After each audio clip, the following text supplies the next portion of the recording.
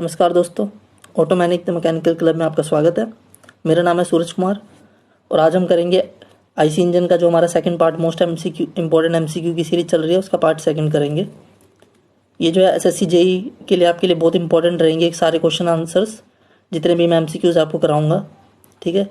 ये previous year collection लिया गया है और आने वाले एग्जाम्स के लिए भी बहुत इंपॉर्टेंट होंगे। तो पार्ट 1 जरूर देखना, मैं लिंक जो है डिस्क्रिप्शन में दे दूंगा। तो स्टार्ट करते हैं। पहला क्वेश्चन है, in a diesel engine the duration between the time of injection and ignition is known as.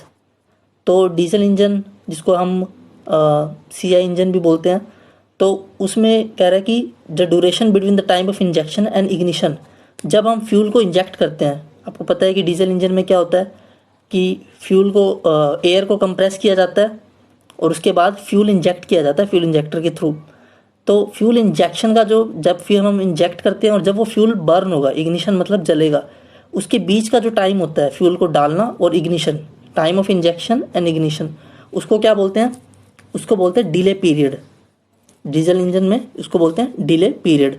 तो डिले पीरियड जो है इसका आंसर आ जाएगा बी, डिले पीरियड, ठीक है। तो डिले पीरियड कितना होता है? ये 0.02 सेकेंड का, ठीक है, 0.02 सेकेंड का होता है। तो ये क्वेश्चन पूछ लेते हैं आजकल, तो आपको इसके लिए प्रिपेयर रहना। तो पहले आपको डीजल साइकिल बता देता हूँ कंपैरिजन, ताकि आप इसके लिए क्वेश्चंस के लिए प्रिपेयर रहे, ठीक है। आप देख सकते हैं ऑटो साइकिल जो है कांस्टेंट वॉल्यूम प्रोसेस पे वर्क कर रही है। आप देखो ऑटो साइकिल यहाँ से 2 to 3 प्रोसेस, ठीक है, और 4 to 1 प्रोसेस, ठीक है, ऑटो साइकिल कांस्टेंट वॉल्यूम पे।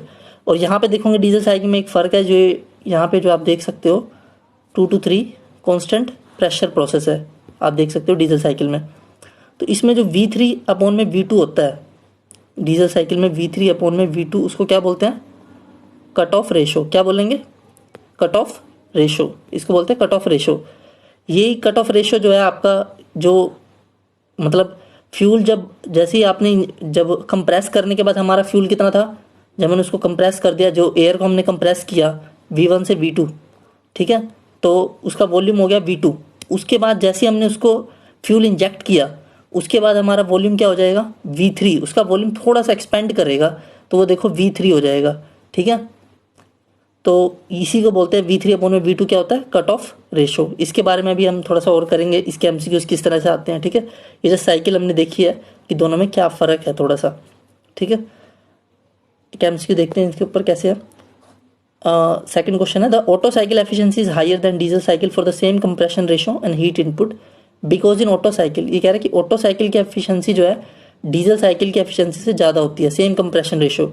अगर हम दोनों को सेम कंप्रेशन रेशो रखते हैं, कंप्रेशन रेशो मतलब दोनों को सेम कंप्रेस अमाउंट में कंप्रेस करते हैं, समझ लो, ठीक है, तो क्या होगा? ऑटो साइकिल में क्यों होती है एफिशिएंसी ज़्यादा ऑटो साइकिल की? बिकॉज उसका हीट रिजेक्शन जो होता है वो लोअर होता है। Heat rejection, the efficiency of diesel cycle approaches to Otto cycle efficiency when. Diesel cycle की जो एफिशिएंसी है ऑटो साइकिल की एफिशिएंसी को कब मैच करेगी? वो तब मैच करेगी, इस डायग्राम के थ्रू समझते हैं। इस डायग्राम में अगर हम देखें तो आप देखो, तो डीजल साइकिल की तरफ अगर हम देखें तो V3 और V2, यहाँ पे आप देखते हैं V3 और यहाँ पे आप देखोगे V2, ठीक है। तो V3 और V2 अगर इक्वल हो जाए, मतलब जो V2 से V3 वॉल्यूम हुआ है वो होए ना, मतलब चेंज ना आए, V2 से V2 पॉइंट ही रह जाए सिर्फ, तो क्या होगा? इसको हम बोलेंगे कट ऑफ जीरो, मतलब कट ऑफ में कोई चेंज नहीं आया। हम ये भी कह सकते हैं कि कट ऑफ रेशो कांस्टेंट रहा है, V3/V2 इज इक्वल टू 1 कह सकते हैं हम, क्योंकि कांस्टेंट रहा है। आप कह सकते हो कट ऑफ रेशो 1 रहे या फिर कट ऑफ 0 रहे, ठीक है। तो कट ऑफ 0 रहेगी तो ये अप्रोचेस करेगा सेकंड पॉइंट पे, और तब ये डीजल साइकिल जो है ऑटो साइकिल की एफिशिएंसी को मैच करेगा, ठीक है। तो इसका आंसर आ जाएगा कट ऑफ इज 0, या फिर आप ये भी कह सकते हो कट ऑफ रेशो इज 1 होना चाहिए, ठीक है। दोनों का मतलब एक ही है, कट ऑफ इज 0 या फिर कट ऑफ रेशो इज 1, ठीक है। अगले क्वेश्चन की तरफ चलते हैं। For the same compression ratio the efficiency of dual combustion cycle is. Same compression ratio अगर होगा तो आपको पता होना चाहिए कि सबसे पहले ऑटो साइकिल की एफिशिएंसी आएगी, ऑटो साइकिल की सबसे पहले एफिशिएंसी आएगी, उसके बाद सेकंड नंबर पे आपकी आएगी ड्यूल कंबशन साइकिल की, ठीक है, सेकंड नंबर पे, ठीक है। फर्स्ट पे आपकी ऑटो हो गई, सेकंड पे आपकी ड्यूल हो गई, और थर्ड पे आपकी डीजल, ठीक है, for the same compression ratio अगर आप देखोगे तो, ठीक है। नेक्स्ट क्वेश्चन की तरफ चलते हैं। The loud pulsating noise heard within the cylinder of an internal combustion engine is known as, जो नॉइस आती है तेज आवाज वो आईसी इंजन में, तो वो उसको क्या बोलते हैं, उसको बोलते हैं डेटोनेशन, नॉकिंग बोल सकते हैं, ठीक है आप। तो उसके लिए पहले आपको समझना पड़ेगा डेटोनेशन होता क्या है। तो मान लेते हैं सिलेंडर हो गया हमारा, ठीक है, पिस्टन हो गया, ठीक है। अब ये मूव करेगा ऊपर की तरफ, ठीक है, और यहाँ पे मान लेते हैं हमारा स्पार्क प्लग लगा हुआ है, ठीक है। तो अब ये मूव कर रहा है, ये अपना यहाँ पे इस पोजीशन तक पहुँचता है ये, ठीक है, इस पोजीशन तक ये पहुँचा है, लेकिन कंबशन स्टार्ट होगी यहाँ पे पहले ही, ठीक है, पहले कंबशन स्टार्ट होगी। तो क्या होगा, यहाँ से पहले जो चार्ज आगे होगा वो जलना स्टार्ट हो जाएगा, ठीक है। एक मिनट, आप कलर दूसरा ले लेते हैं।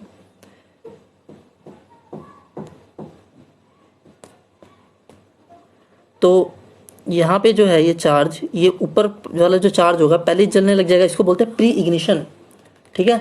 तो ये पहले जलने लग गया। अब ये पहले जलने लग गया तो अभी ये जो पिस्टन है पूरा इस पोजीशन तक पहुंचा नहीं है, वो ऊपर से जलेगा चार्ज, तो नीचे की तरफ फोर्स लगाएगा। चार्ज जो ऊपर जला जस्ट अभी प्री इग्निशन हुआ, जो ऊपर का चार्ज जल गया, वो नीचे की तरफ फोर्स लगाएगा, और पिस्टन अभी पूरा ऊपर पहुंचा नहीं है, तो वो नीचे से बीडीसी की तरफ मूव करने की कोशिश करेगा। अब ये पूरा पहुंचा नहीं है, तो ये कोशिश करेगा कि मैं यहाँ तक पहुँच जाऊँ, ठीक है। तो एक ऊपर से फोर्स आ रहा है वो जो प्री इग्निशन चार्ज का, और एक नीचे से पिस्टन का फोर्स लग रहा है, इसकी वजह से एक साउंड प्रोड्यूस होगी जिसको डेटोनेशन बोलते हैं, ठीक है। आप नॉकिंग बोल सकते हैं। नेक्स्ट क्वेश्चन की तरफ चलते हैं, इससे related question. The knocking tendency in spark ignition engine, spark ignition engine मतलब पेट्रोल इंजन में भी डिक्रीज्ड बाय, हम नॉकिंग को कैसे कम कर सकते हैं, रिड्यूसिंग द कंप्रेशन रेशो। आप पेट्रोल इंजन में कंप्रेशन रेशो को कम करो, कैसे कम करना है, मतलब पेट्रोल जो होता है आपका, उसका इग्निशन टेम्परेचर जो होता है वो कम होता है, तो जल्दी जल जाता है। तो अगर आप उसको कंप्रेस करोगे ज़्यादा और ज़्यादा कंप्रेस करोगे तो वो जल्दी जल जाएगा। अब जल्दी जल जाएगा तो प्री इग्निशन हो जाएगी पहले ही। हमारा जो पेट्रोल इंजन में जो होता है एयर फ्यूल मिक्सचर जाता है, तो आगे से पहले प्री इग्निशन हो जाएगा, ठीक है। अगर हमने उसको ज़्यादा कंप्रेस किया तो जल्दी वहाँ से पहले प्री इग्निशन हो जाएगा, नॉकिंग होने के चांसेस बढ़ जाएंगे। तो आप कंप्रेशन रेशो को कम रखो ताकि प्री इग्निशन ना हो, ठीक है। तो प्री इग्निशन नहीं होगी तो कैसे हम रिड्यूस कर सकते हैं नॉकिंग को, कंप्रेशन रेशो को घटा के, क्योंकि अगर आपने कंप्रेशन रेशो घटा दिया तो वहाँ से यहाँ से जैसे यहाँ से स्पार्क प्लग के पास जो चार्ज होगा ये नहीं जलेगा, ठीक है, पहले ही एकदम से नहीं जलेगा, प्री इग्निशन नहीं होगी, ठीक है। आगे चलते हैं और क्वेश्चन देखते हैं। The knocking in diesel engine पे भी प्रिवेंटेड बाय, डीजल इंजन में कैसे प्रिवेंट कर सकते हैं, डीजल इंजन में आप डिले पीरियड को कम करो, ठीक है। डिले पीरियड को कम करने का मतलब, डीजल इंजन में देखो उल्टा होता है, डीजल इंजन का जो डीजल का जो होता है इग्निशन टेम्परेचर वो आपका हाई होता है, तो हम उसको कोशिश करते हैं कि जल्दी जलाए, क्योंकि डिले पीरियड जितना बढ़ेगा तो फ्यूल उसमें अकोमुलेट हो जाएगा, ठीक है। और ज़्यादा फ्यूल उसके अंदर अकोमुलेट इकट्ठा होने की वजह से, जब हमने यहाँ पे मान लेते हैं हमारा ये पिस्टन रहा, ये ऊपर फ्यूल इंजेक्टर हो गया, मान लेते हैं फ्यूल इंजेक्टर हो गया, ठीक है।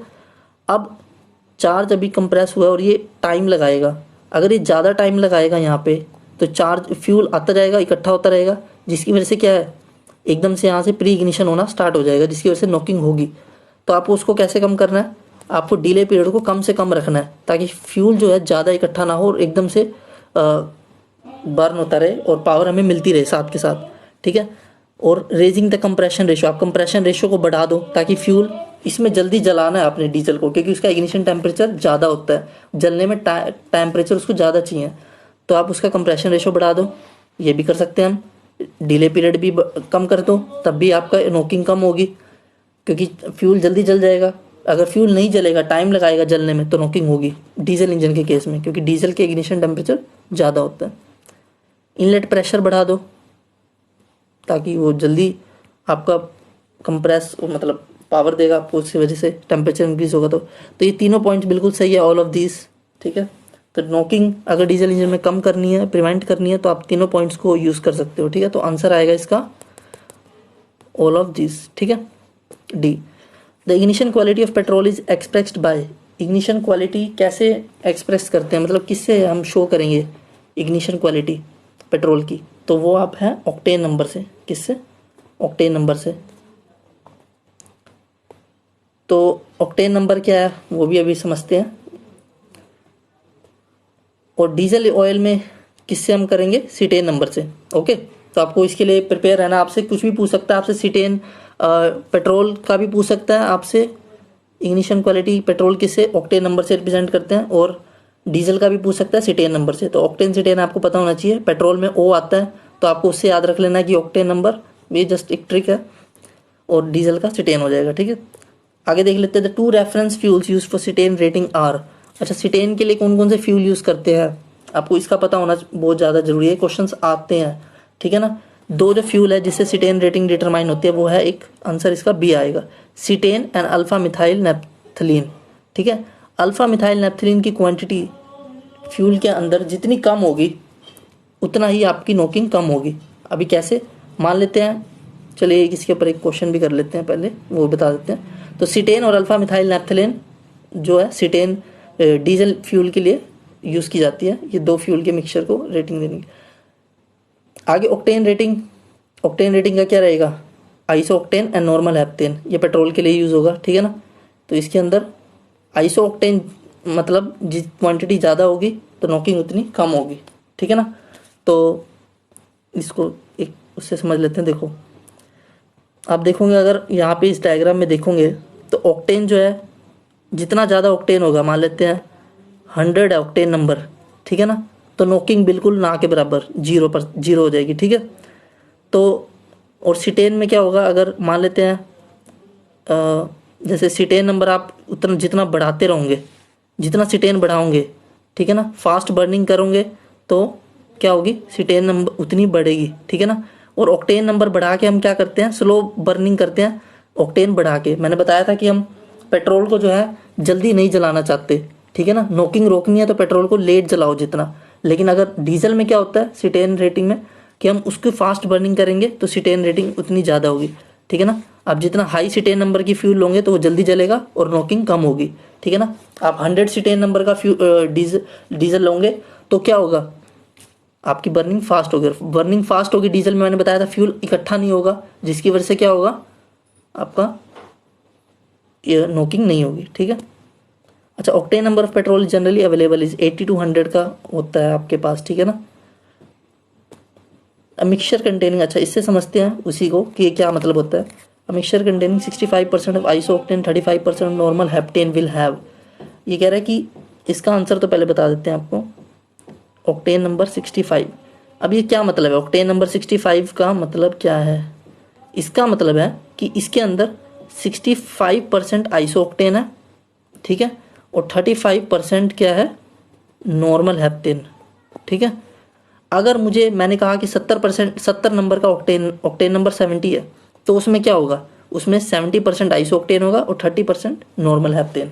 तो शायद अब आपको समझ में आ गया होगा। ऐसी सीटेन का भी होता है, उसमें सीटेन मान लो मैंने बोला 90 नंबर है, सीटेन 90 नंबर है, तो उसमें क्या होगा, 90% सीटेन और 10% अल्फा मिथाइल नेप्थलीन। तो ऐसे नंबर डिटरमाइन होता है। तो आपको इसके लिए प्रिपेयर रहना है। इस टाइप के क्वेश्चंस पूछे जा रहे हैं तो आपको बहुत ही ज़्यादा प्रिपेयर रहना है। मोस्ट इंपॉर्टेंट एमसीक्यूज हैं। ठीक है, next question, the power actually developed by the engine cylinder of an IC engine is known as. Power जो डेवलप करते हैं एक्चुअली इंजन जो हमारा पावर डेवलप करता है उसको आपको पता है इंडिकेटेड पावर बोलते हैं। इंडिकेटेड पावर डिस्कस किया तो ब्रेक पावर क्या होता है, जो क्रैंकशाफ्ट के पास मिलती है हमें। ठीक है, the brake power is the power available आ गया at the crankshaft, brake power. ठीक है, इंडिकेटेड पावर और ब्रेक पावर का डिफरेंस रहता है फ्रिक्शनल पावर। ठीक है, तो आपसे कुछ भी पूछ सकते हैं, आपको प्रिपेयर रहना है उसके लिए। इंडिकेटेड ब्रेक पावर बहुत ज़्यादा पूछा जाता है। Morse test is use to determine the IP of a. Morse test जो है इंडिकेटेड पावर डिटरमाइन करने के लिए किसका यूज़ करते हैं, सिंगल सिलेंडर पेट्रोल इंजन का, 4 stroke engine, single cylinder diesel engine या मल्टी सिलेंडर इंजन। तो मोर्स टेस्ट जो है मल्टी सिलेंडर इंजन पे परफॉर्म किया जाता है इंडिकेटेड पावर डिटरमाइन करने के लिए। तो इसके लिए रिलेटेड मैं एक वीडियो बना देंगे हम, हमारी टीम जो है मोस्ट टेस्ट से रिलेटेड, उसमें आपको थोड़ा सा समझा दिया जाएगा कि कैसे डिटरमाइन होता है। ठीक है, अगला क्वेश्चन देखते हैं। The ratio of brake power to the indicated power is called. Brake power to the indicated power उसको क्या बोलते हैं?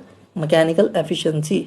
ये भी क्वेश्चन पूछा जाता है, तो आपको सारे क्वेश्चंस के लिए प्रिपेयर रहना है कि क्रैंक शाफ्ट पे जो पावर डेवलप होती है उसको क्या बोलते हैं? एक्चुअल पावर डेवलप होती है उसको इंडिकेटेड पावर, क्रैंक शाफ्ट पे जो डेवलप होती है उसको ब्रेक पावर। ठीक है, मोस्ट टेस्ट जो है मल्टी सिलेंडर इंजन में परफॉर्म किया जाता है। ठीक है, सिंगल सिलेंडर से आप परफॉर्म नहीं कर सकते। ठीक है, इसके रिलेटेड हम वीडियो रिलीज़ कर देंगे ताकि आपको मोस्ट टेस्ट अच्छे से समझ में आ जाए। ठीक है, तो ये आईसी इंजन के सारे मोस्ट इंपॉर्टेंट एमसीक्यूज हमने पार्ट 1 और पार्ट 2 में कवर कर लिए हैं। तो ये बहुत ही ज़्यादा इंपॉर्टेंट है गाइस, इसको आपने अच्छे से कर लेना है, बहुत ही ज़्यादा। आने वाले एसएससी के एग्जाम्स में बिल्कुल गारंटीड ही इन्हीं में से क्वेश्चन निकल के आएंगे। जो कंसेप्ट हमने डिस्कस किए हैं उन्हीं में से क्वेश्चंस बनने वाले हैं। उससे पहले हमने थर्मोडायनेमिक्स डिस्कस किया था। ठीक है, अब ये हमारी जो सीरीज चल रही है, अब इस जल्दी इसकी एक और एमसीक्यूज हम दूसरे सब्जेक्ट उठाएंगे मैकेनिकल का, और उसमें से आपको एमसीक्यूज कवर कराने की कोशिश करेंगे। ये सारी जो जितने भी हम वीडियोस लेके आ रहे हैं एमसीक्यूज के थ्रू गाइस, इसका यही मोटिव है कि आपको प्रिपेयर कराना एसएससी के एग्ज़ाम्स के लिए, ताकि आप उसमें सारे एमसीक्यूज अच्छे से अटैम्प्ट कर सको। ये हमने सारे बिल्कुल बेस्ट एमसीक्यूज निकाले जिनके आने के चांसेस पूरे 100% है। तो हमें सपोर्ट कीजिए, हमारे चैनल को सब्सक्राइब कीजिए और ऐसी देखते रहिए हमारे वीडियोस को। Thanks for watching.